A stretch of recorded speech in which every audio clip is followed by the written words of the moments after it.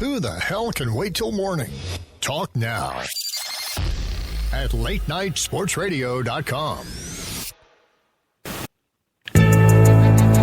1, 2. Check me out right here, yo. Yo, the sun don't shine forever, but as long as it's here, then we might as well shine together. Better now than never, business before pleasure. P. Diddy and the fam, who you know do it better.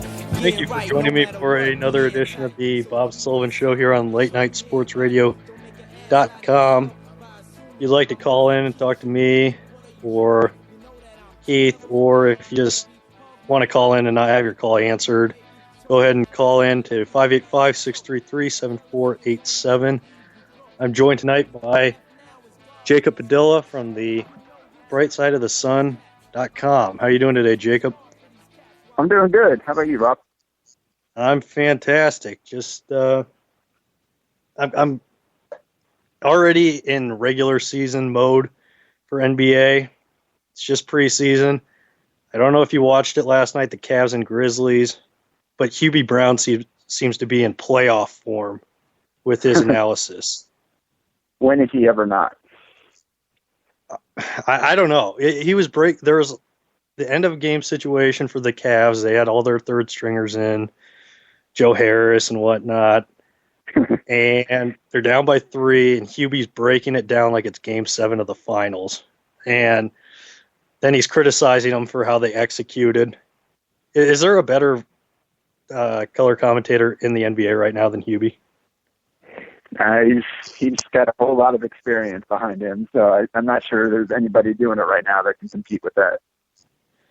You know, it's funny. You look at like Major League Baseball and the NFL, they seem to struggle to get guys that are, you know, top notch. The NBA, yeah, it seems every team they put out there, aside from somebody with Tirico and John Barry, is pretty good. Oh, and not a big fan of Reggie Miller either. No, that's tough as a Knicks fan. I can't. I'm not a big fan of his either. You know who's surprisingly good though is Chris Webber. I think he's pretty good. I mean, I think he could get better. He's especially on games like in the studio. I think he's great. I've had some experiences with him where I felt he hasn't prepared at all really, and I've just gone out and just kind of said things that weren't exactly the case. But I mean, he's pretty good. I think he can continue to get better. You are one of the biggest fans I've seen of the Suns. Looking at them right now, you got Isaiah Thomas, Goran Dragic, Eric Bledsoe, all pretty much playing the same position, point guard. Do you think that kind of backcourt can work for them?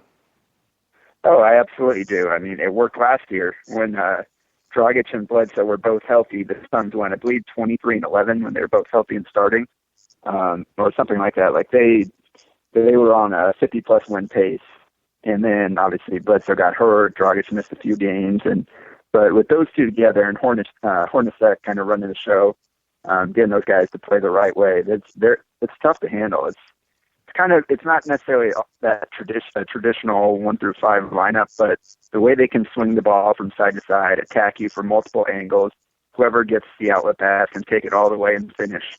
Especially with Dragic's versatility, he's so good whether he's on the ball playing the point or off the ball, running off screens and cutting the basket. He's just such a good player that I think he's really the key to it. And just adding Isaiah Thomas now. Last year they had Ish Smith as that other point guard. And I love Ish. He's really fast, but when you're relying on him to play a significant role, you're probably in trouble. So I think if the Suns had Isaiah last year playing that Ish Smith role, I think they definitely would have gotten over that hump and made the playoffs there. So he was a big addition, and he's had some good games already. Just a couple nights ago against the Lakers, that scored 26 points on only 12 shots. Just completely abused Jeremy Lin.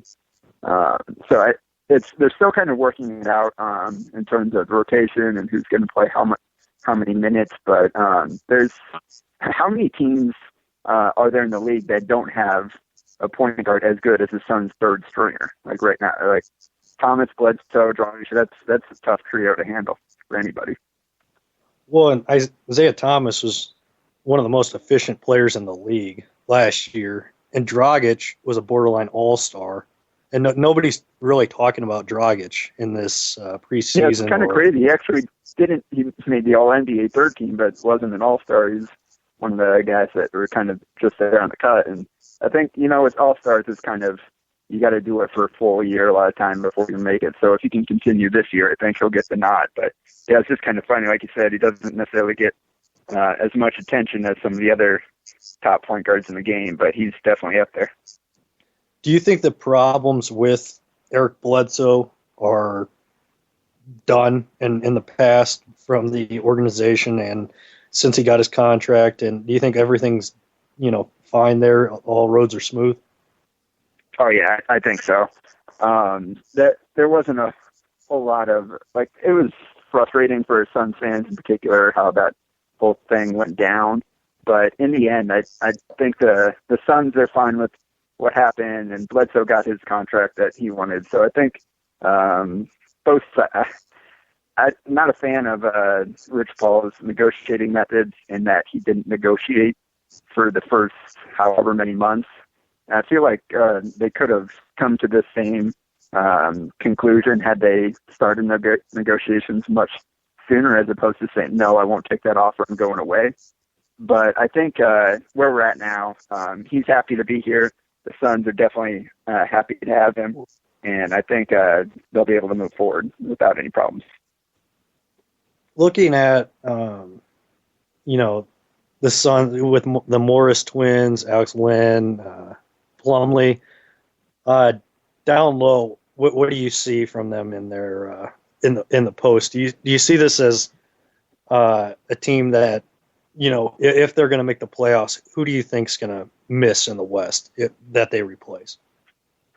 Well, start off that losing Channing Frye is the big question mark with this team, because he was such a unique player, and he was part of the reason Dragic was able to have that All-NBA caliber season. With the way those two ran the pick and roll, it was one of the most deadly plays in all of basketball last year. So that's kind of the big question mark right now, hovering over the team. They definitely upgraded the backcourt. Hopefully Len will be able to play a little bit more this year. But yeah, they have to find some way to replace Frye. It looks like right now, especially with PJ Tucker missing the first 3 games, they're kind of looking at starting both Morris twins at the 3 and the 4. And Keith, he's not the same player as Channing Frye, and if he tries to be, that'll limit his effectiveness. So I'm not quite sure how well it's going to work out with those two starting along with the 2 guards, because you don't have the same kind of stretch 4 out there. Marquise can shoot, but you don't necessarily have to respect him like you would a Frye with that lightning quick release. So that's the biggest question mark right now. Keith, he had a phenomenal season last year compared to what he did the first couple of years. He was a terrible NBA player. He's a 6'10" big man who couldn't shoot over 40% from the field. It was bad. I had no hope for him. And then he came back last year and had one of the best seasons for anybody coming off the bench. He was definitely in the conversation for 6th man of the year, and a lot of people felt like he probably could have won that award easily. So to see him kind of, it finally clicked with him, that was huge last year, and now he's going to get first crack at that starting 4 spot. And he gives the Suns, he's really the only one of the bigs right now that can kind of give you some interior scoring.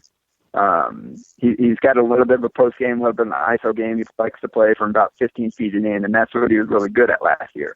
My question is how well he'll be able to use that part of the game alongside Dragic and Bledsoe, who are guys that also like to get to the basket and want that space cleared, as opposed to having somebody there clogging the lane.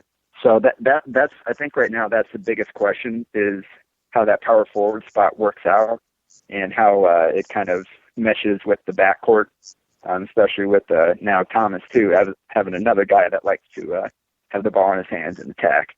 So it'll be interesting to see where Keith fits in this year. His shot does look quicker. The release looks a little bit quicker, and I think he's had some more success with it, but after last year, you definitely don't want to see him kind of fall into that role that he struggled with so much in the first couple of years, where he's more of a shooter than doing anything else.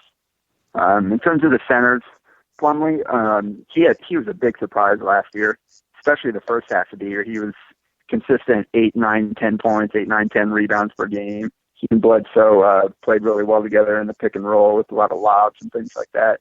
And defensively, he was pretty darn good at putting up at defending the rim and making it tough for people to finish in the paint. But then he played like 55 minutes, I think it was, as a rookie. So last year was his first full year of actually getting to play, and you could see second half of the year he kind of hit a wall and just kind of struggled. So hopefully he can kind of get back to where he's a consistent presence, because they're going to need him. Len, I think he's the key. Not even necessarily this year or early on this year, but he's the kind of guy that can really make a huge difference and push them from the team competing to just barely crack the playoffs to a middle of a team that's definitely in for sure. Because at 7'1", with long arms, the ability to both score inside offensively and defend the rim and rebound on the other end of the floor, there aren't many guys that kind of offer everything that he can if he can put it together. Right now, he's still trying to adjust to the NBA game. He didn't get to play a whole lot last year because of the injuries, knocked him out early. And in the second half of the season, it was just he was too far behind the 8 ball to really make a difference. So hopefully he got back on the court last night, played for the first time since kind of hurting his finger, catching in a jersey, unfortunately. But so he's back now, and he didn't have a huge impact, but there was once or twice where you could just tell like how much I believe he swatted Blake Griffin on one shot and made it tough for Clippers to finish on multiple occasions around the rim. So I think if he can give them consistent 10, 15, 20 minutes off the bench, they're going to be a much better team. Elsewhere in the West, looking at the Clippers, are they, every year, well, I guess last year with Doc Rivers coming in, that was the big get. This year they bring in Spencer Hawes, which everybody seems to think that's an underrated move. I agree. I think that's, a big guy that they really haven't had that can, because their big guys don't really step out very often and don't have the ability to.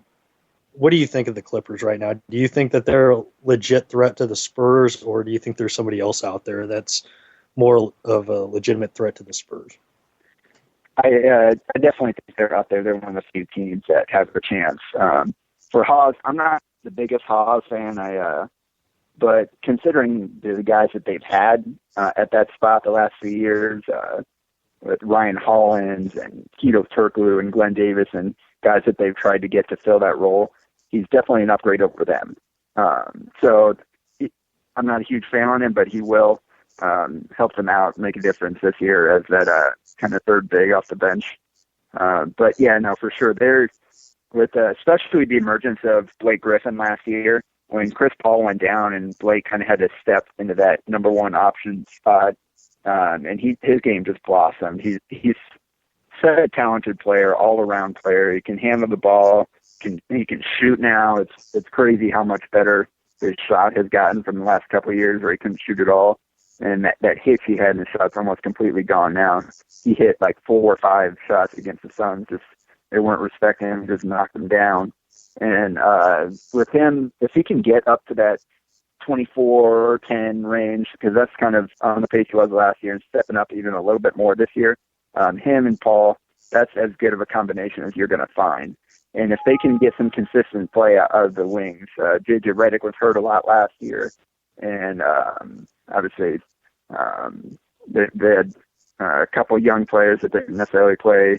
Reggie Bullock didn't make an impact last year, but if they can get good play out of Crawford and Redick and those guys, I think they're